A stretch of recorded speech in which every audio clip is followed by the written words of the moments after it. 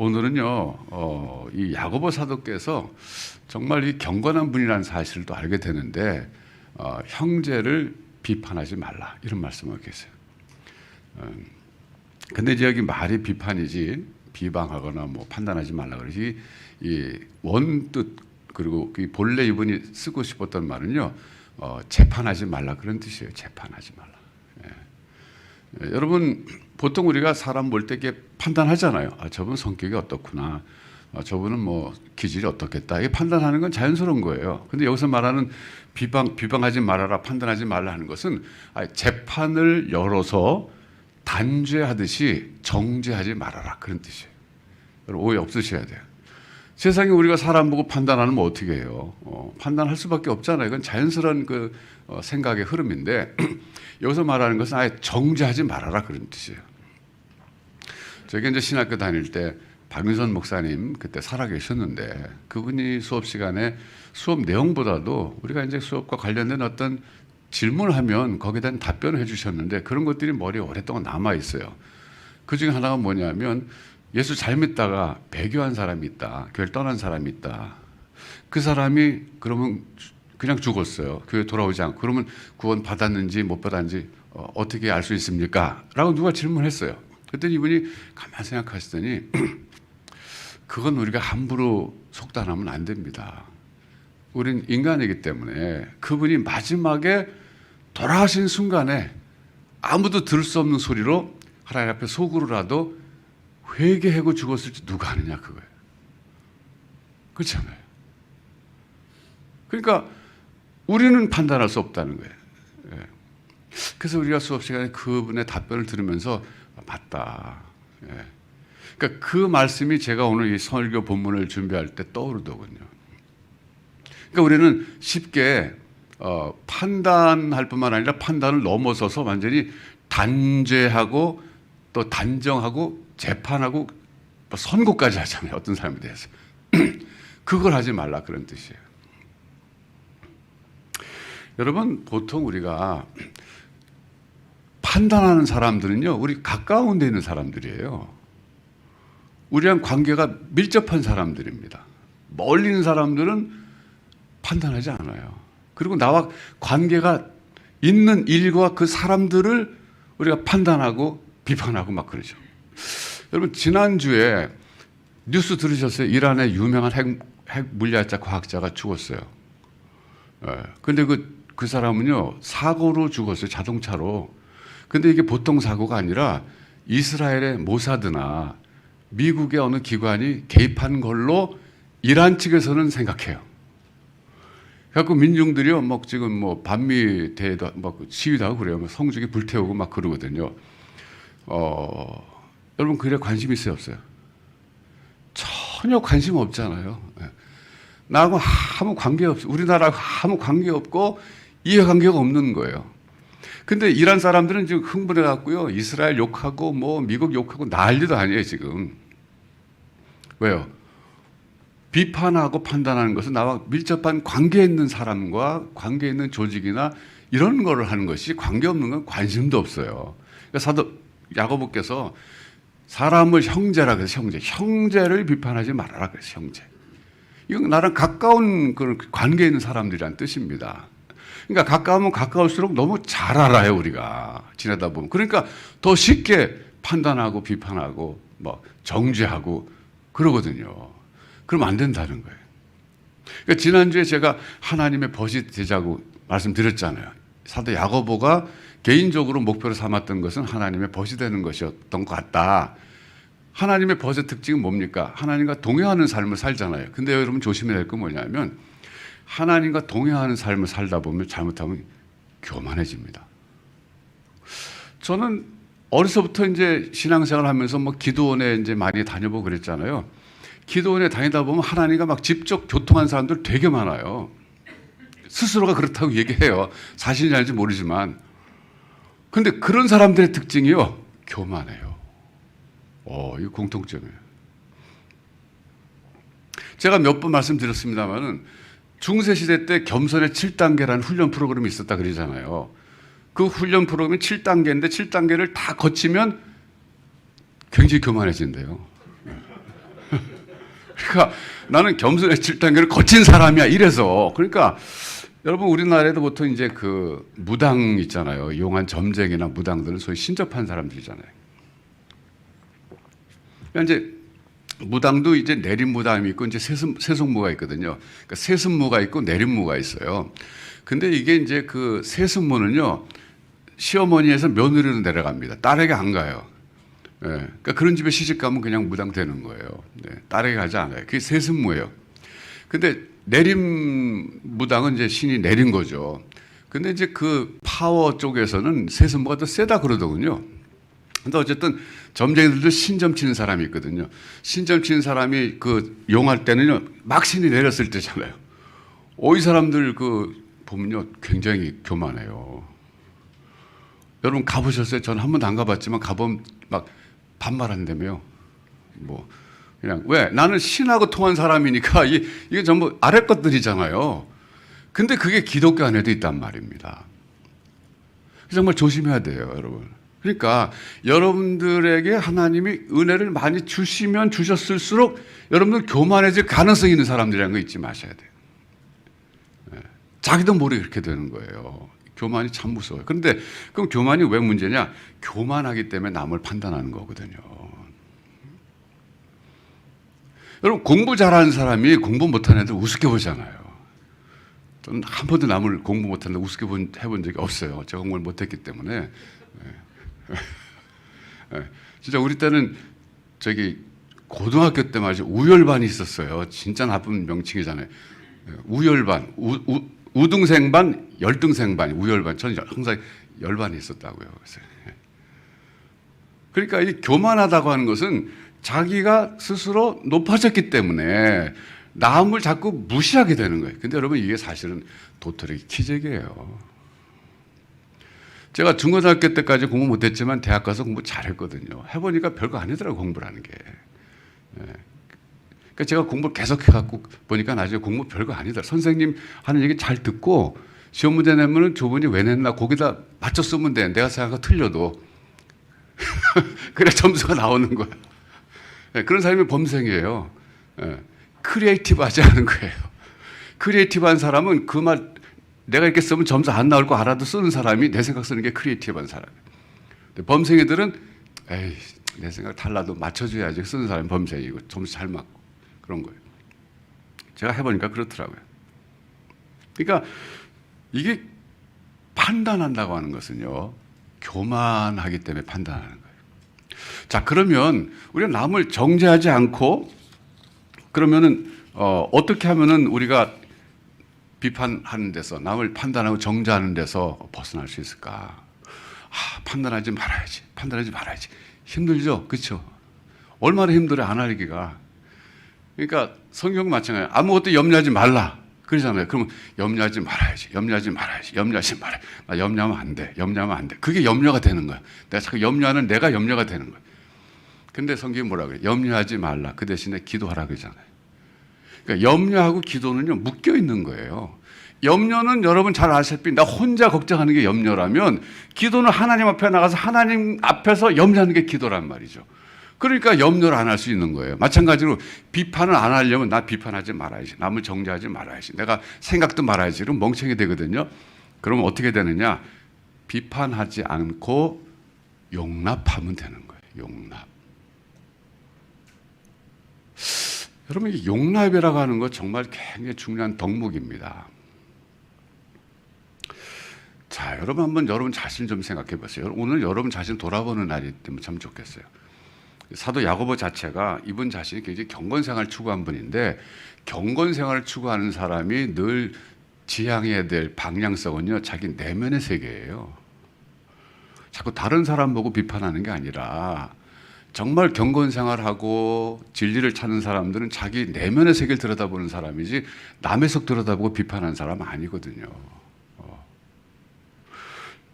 용납이라고 하는 것은 굉장히 중요한 성경에서 말하는 덕목 중에 덕목이고 용납의 대가가 바로 하나님이세요. 제가 참 좋아하는 찬송이 뭐냐면 내 모습 이대로 주 받으옵소서 이거거든요. Take me as I am 그거잖아요, 영어로. 그냥 내 모습 이대로 좀 받아주세요. 여러분, 이 찬송의 가사에 그 배경이 있습니다. 이건 무디 목사님 집회할 때 시카고에서 어느 한 여인이 집회에 참석했었습니다. 그런데 집회가 끝났는데 이 여인이 가지 않고 그때 이제 구원 상담 같은 거 해줬거든요. 앞으로 나와가지고 자기를 얘기하더래요. 저는요, 남의 집에서 일하는 하녀입니다. 말하자면 메이드죠. 그런데다가 저는 돈도 없을 뿐만 아니라 배우지도 못했어요. 근데 하나님이 나 같은 사람을 사랑하실까요? 이렇게 물어본 거예요. 예. 그랬을 때 하나님 당신을 사랑하십니다. 그랬을 때 이 여인이 무릎 꿇고 손을 들고 Take me as I am 그런 거예요. 내 모습 이대로 나를 받아주세요. 그거를 그 옆에 있던 사람이 듣고서 그걸 가사로, 그걸 근거로 해서 가사를 쓴 게 이 찬송이에요. 네. 나 주의 도움받고다. 그잖아요. 주 예수님께 빕니다. 내 모습 이대로 날 받아주소서. 그 찬송은 뭐 저만 은혜 받는 게 아니잖아요. 여러분 다 은혜 받잖아요. 그 찬송 부르면. 그 왜 은혜 받습니까? 하나님 앞에서 만일에 내 모습 이대로 안 받아주시면 내가 설 자리가 없잖아요. 예. 그러니까 그 여인이 느꼈던 그 감정을 나도 공감하면서 맞아. 내가 하나님이 나를 이 모습 이대로 받아주셔야 내가 하나님께 나갈 수 있지. 하나님 거룩한 자만 받는다면, 의로운 사람만 받는다면 난 설 자리가 없다. 그 알지 않습니까? 그래서 그 찬송 부를 때마다 다 우리는 감동하는 거예요. 공감하면서. 근데 문제는요, 하나님 앞에서 그렇게 내 모습 이대로 날 받아주세요. 그리고 막 받아주셨다는 확신 속에서 눈물을 흘리고 콧물을 흘리고 감사하고 일어나서 돌아서 나오다가 내 원수 만나면 그들이 용납 안 하거든요. 네. 이게 문제인 거예요. 네. 그러니까 참 우리 자신이요, 자기 자신을 덜 들여다봐야 돼요. 자, 여러분 이제 우리가 나이가 들면서 여러분 점점 성숙하십니까? 점점 미숙아가 되어 가십니까? 한번 생각해 보세요. 그럼 성숙한 사람의 특징이 뭔가? 성숙한 사람의 특징은요, 자기 자신의 진정한 모습을 점점 더 확실하게 보아가는 사람이에요. 자, 이 대표적인 사람이 사도 바울이에요. 제가 오늘 사도 바울 얘기 좀 간단히 하려고 그래요. 이 사도 바울이라고 하는 분은요, 정말 인류 역사상 하나님께 굉장히 가까이 갔던 사람이고, 하나님과 깊은 교통과 교제했던 사람이고, 또 많이 쓰임받은 사람이에요. 근데 이분이 자기의 자아상이 있어요. 40대 때 자기를 바라봤던 자아상이 있고, 50대 때 바라봤던 자아상이 있고, 60대 때 바라봤던 자기 자아상이 있어요. 근데 이 자아상이 변모하는 걸 볼 수 있어요. 자, 그럼 어떤 식으로 변모되었는가? 우리 한번 살펴보겠는데요. 먼저 갈라디아서 1장 13절과 14절입니다.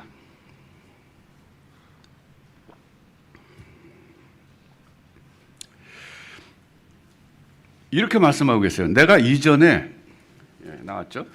유대교에 있을 때 행한 일을 너희가 들었거니와 하나님의 교회를 심히 박해하여 멸하고 내가 내 동족 중 여러 연갑자보다 유대교를 지나치게 믿어 내 조상의 전통에 대하여 더욱 열심히 있었으니. 이 말씀을 하실 때가, 갈라디아서 기록할 때가 이분의 연세가 대략 한 47살, 48살쯤 됐을 때 같아요. 근데 참고로 말씀드리면 사도 바울은요, AD 1년에 출생한 사람 같아요. 그러니까 예수님이 BC 4년에 태어나셨잖아요. 제 나름대로 연구해 보니까 예수님보다 한 서너 살 미친 분이에요, 이분이 연세가. 그러니까 이분이야말로 AD 1년에 태어난 분이에요. 그러니까 이분이 이 갈라디아서 때가 한 47살 때다. 그러면 47년이죠. AD 47년쯤 된 거죠. 그리고 이분이 안디옥 교회에서 선교사로 파송해서 나가게 된 나이가 45살입니다. 그 전에 10년 동안 다니면서 자기 스스로 전도를 많이 하셨어요. 예. 그러니까 그 10년은 이제 빼고 공식적으로 사도행전에 출연해서 사도로 나가신 나이가 45살쯤 출발해갖고 이분이요, 짧은 인생 사셨어요. 45살 때부터 공식적으로 선교사로 파송받아갖고 돌아가신 게 65세, 66세거든요. 그러니까 불과 20년 동안 엄청나게 세계 역사에 영향을 끼친 삶을 사신 거예요. 20년 사역이. 물론 그 전에 10년까지 하면 30년 사역이죠. 그런데 지금 이 갈라디아서가 비교적 이른 초기에 쓴 서신서 중 하나잖아요. 47살 때는 자기를 뭐라고 생각하냐면 전에 내가 유대계에 있을 때 아주 열심히 있는 바리새인이었습니다. 그냥 요 정도로 자기 자아상을 지금 이야기하는데, 그다음부터 구체적으로 자아상이 나타나는데, 그 다음에 나타나는 자아상의 모습이 어디냐면은 고린도전서 15장 8절 9절이에요. 고린도전서 15장 8절 9절. 여기 보시면 자기 이렇게 소개하고 있어요. 맨 나중에 만삭되지 못하여 난 자 같은 내게도 보이셨느니라. 이거는 팔삭동이란 거죠. 어머니 뱃속에서 일찍 나왔다. 바보 같은 사람이다. 그런데 보면 나는 사도 중에 가장 작은 자라. 나는 하나님의 교회를 박해하였으므로 사도라 칭함받기를 감당하지 못할 자니라 그랬어요. 그러니까 사도 중에서 나는 사도라는 자기 자아상이 가장 작은 사도다 그랬어요. 이때 연세가 어떻게 되냐면 이때가 한 AD 54년경이에요. 그러니까 이분이 한 54살 때예요. 그러니까 45살에 공식적으로 안디옥교에 파송받아 선교사를 하신 지 한 10년이 지난 동안에 자기의 모습을 어떻게 생각했냐면 나는 사도라는 거예요. 사도. 그런데 사도 중에서도 가장 작은 사도다. 왜? 내가 이전에 예수 믿는 사람 핍박했었기 때문에. 그 다음에 이분이 또 자기 자아상을 어디서 얘기하냐면 에베소서 3장 8절에서 얘기합니다. 에베소서 3장 8절에서는 어떻게 묘사하고 있냐면 모든 성도 중에 지극히 작은 자보다 더 작은 나에게 이 은혜를 주신 것은 측량할 수 없는 그리스도의 풍성함을 이방인에게 전하게 하시고, 여기 보면 모든 성도 중에서 지극히 작은 성도다 이렇게 얘기하고 있어요. 자, 벌써 이 사람 이분 점점 낮아지고 있어요. 그러니까 자기가 사도 중에서는 가장 작은 사도다. 이게 지금 한 54살에 했는데 지금 에베소서 쓸 때는요 AD 한 60년, 61년이니까 막 환갑대예요. 그러니까 한 5, 6년 전에는 나는 사도 중에 정말 작은 사도입니다 그랬는데 5, 6년 시간이 흘러가는 동안에 나는 사도라고 하기에도 참 부끄럽습니다. 나는 성도라고 하기도 부끄럽고 성도 중에 가장 작은 성도입니다 이렇게 얘기하고 있어요. 이게 AD 60년경이거든요. 자, 그럼 이제 말년에 이분이 자아상을 어떻게 갖고 계셨는가? 디모데전서 1장 15절 16절이에요. 디모데전서 1장 15절 16절. 이분이 이제 거의 생애 말년이에요. 이때가 64살, 65살 이때인데 밑보다 모든 사람이 받을 만한 이 말이요. 그리스도 예수께서 죄인을 구원하시려고 세상에 임하셨다 하였도다. 죄인 중에 내가 괴순이라고 했어요. 그러나 내가 긍휼을 입은 까닭은 예수 그리스도께서 내게 먼저 일체 오래 참으심을 보이사 후에 주를 믿어 영생 얻는 자들에게 본이 되게 하려 하심이라 그랬어요. 자, 보세요. 여기 이게 유명한 구절이잖아요. 자기는 죄인 중에서도 괴수라 그랬어요. 자, 이제 단계적으로 이분 내려온 걸 보세요. 처음에는 나는 뭐 그냥 이전에 있을 때 내가 굉장히 열심히 유대교에 있을 때 열심히 있었던 사람이었습니다. 갈라디아에서 이 정도 출발했는데 시간이 가면서 나는 사도라고 부르기에 참 감당치 못한 사람입니다. 그렇지만 가장 사도 중에 작은 사도입니다.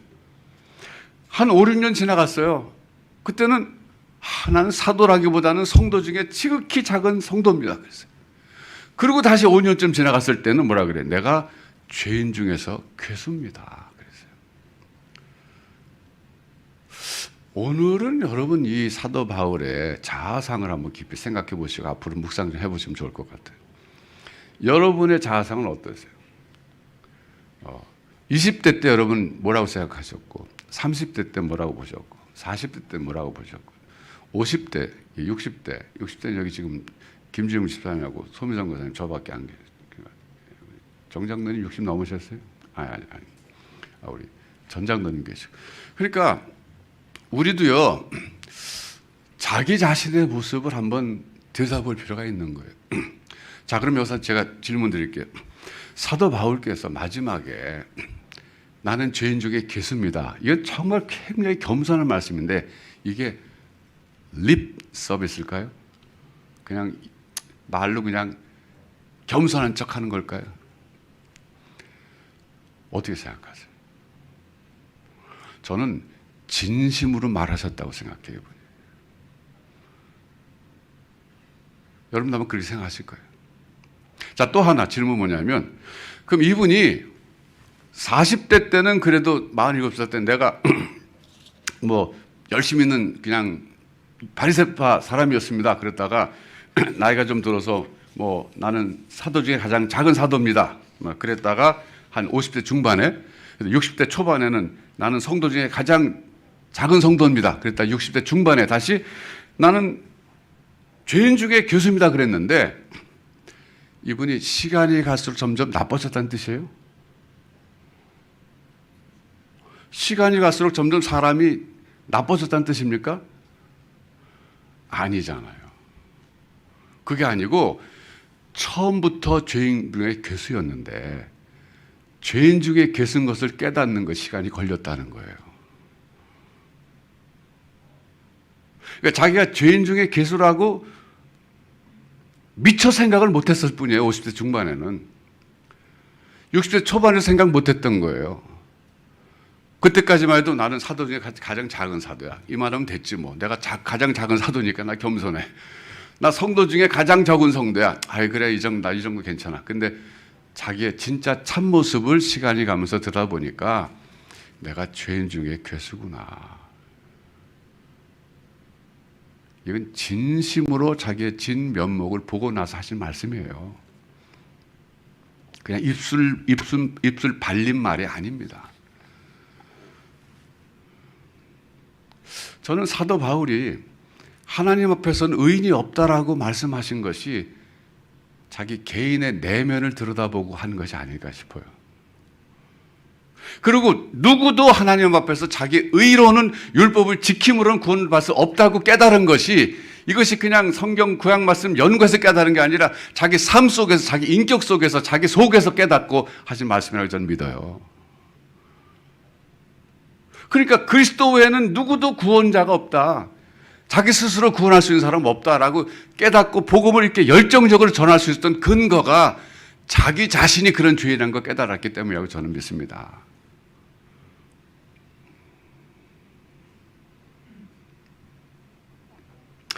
공자께서는 이분이 이제 뭐 30에 이립하고 40에 불옥이고 50에 지천명이고 60에 이순이고 고희에 70에 중심소에 불유고 이렇게 말씀하셨는데 이것은 그분의 지적인 이해의 단계를 말씀하신 거예요. 근데 사도 바울은 이분은 지금 45살쯤에 나는 뭐 과거에 내가 좀 열심히 있는 유대교인이었습니다. 내가 지금 회심했습니다. 이 정도였다가 50대 중반에 가서는 내가 참 부끄럽지만 내가 사도인데 정말 지극히 작은 사도입니다. 5년이 더 흘러갔어요. 60대 초반에 나는 성도 중에 지극히 작은 성도입니다. 말년에 돌아가실 때 됐을 때 5년이 또 흘러갔어요. 그때는 내가 죄인 중에 괴수입니다. 단계적으로 자기 내면의 세계로 깊이 있게 들어가서 자기 내면을 더욱더 들여다본 결과입니다. 이렇게 되면 남을 비판할 시간적 여유도 없어요. 자기 자신을 비판하는 거잖아요. 신랄하게. 그러니까 이분은 늘 자기 자신을 비판했어요. 남을 비판하지 않았어요. 이분은 성경에서 다른 사람을 용납하라고 얼마나 많이 말씀하시는지 몰라요. 여러분 생각해 보세요. 여러분은 우리 일반적으로 다 그래요.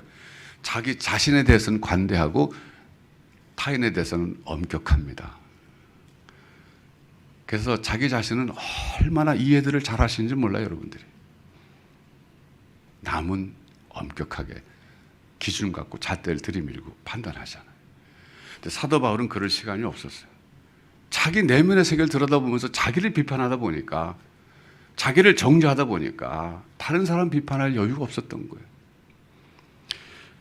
자, 그러면 사람이 성숙해진다는 게 뭘까요?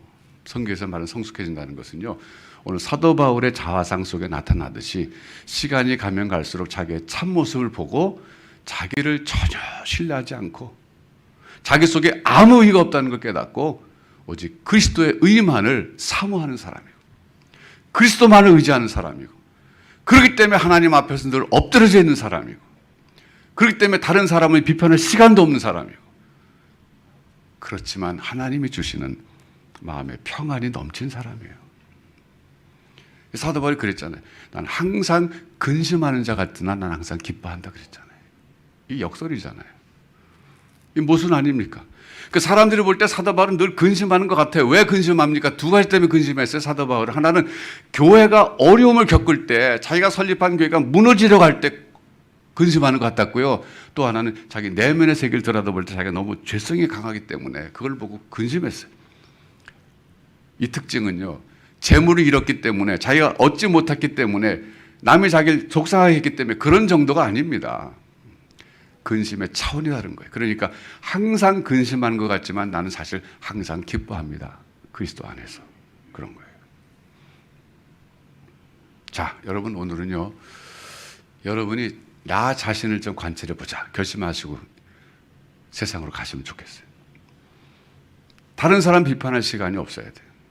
나 자신 비판하기 바빠서. 적어도 신앙생활하는 사람들은 경건 훈련하는 사람인데요, 경건 훈련하는 사람 치고 자기 내면의 세계를 들여다보지 못한 사람은 이건 빵점입니다.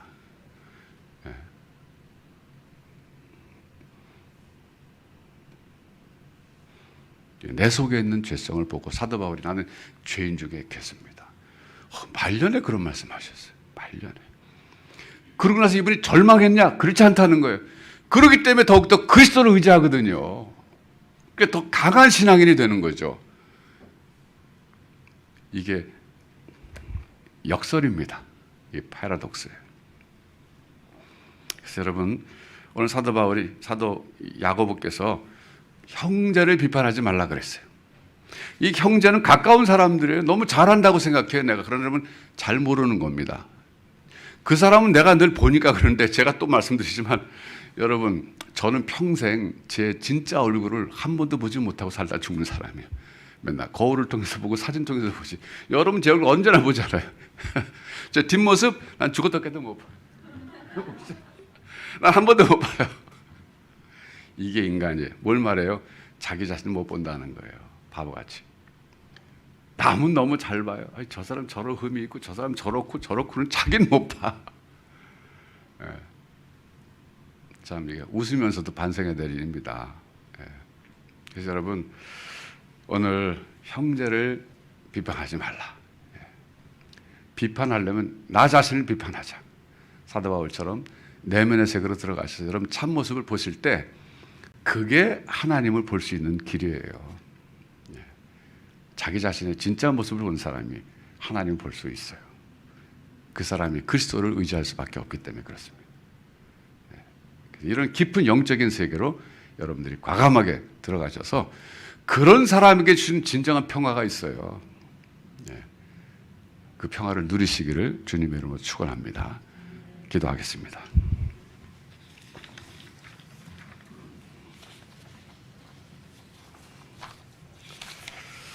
하나님 아버지, 감사합니다. 저희들이 오늘 예배 중에 사도 야고보께서 주신 말씀을 통해서 다른 사람들을 바라보고 비판하기보다는 내 자신을 들여다보고 비판하라는 말씀을 깨달았습니다. 사도 바울께서 일찍이 모범을 보여주신 것처럼 우리가 나이를 먹어갈수록, 신앙의 연륜이 깊어갈수록 나 자신을 더욱더 깊이 있게 관찰하되 나의 연약한 모습, 나의 죄인됨을 더 깊이 있게 관찰하고 보게 해주셔서 나 자신을 의지하는 것이 아니라 그리스도만을 의지하는 진정한 신앙인들이 되게 하여 주시옵소서. 그리고 그 복음의 위대한 능력을 내 인격 속에서 체험하게 하여 주시옵소서. 예수님의 이름으로 기도하옵나이다. 아멘.